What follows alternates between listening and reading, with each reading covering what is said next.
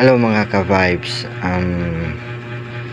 Kani daw si Richard Hidarian, no? Hidarian. Ambot unsa na yung apelyido? Murag di man na Pilipino yung apelyido.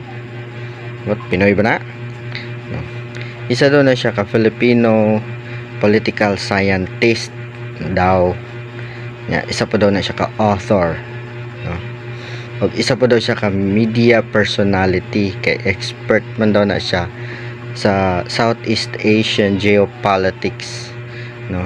Expert po daw na siya sa Filipino politics, no? O sa populism. Isa po na siya ka maestro, gatudlo man daw na siya sa UP o sa Ateneo.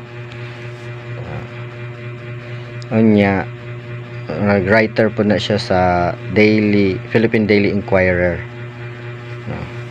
Ang mga tao walay labot kung unsa na yang disposition o achievements, no? Ang kuan lang unta, dili siya maghimo-himo og information based sa iyang opinion, no? Na walay kamatuoran or na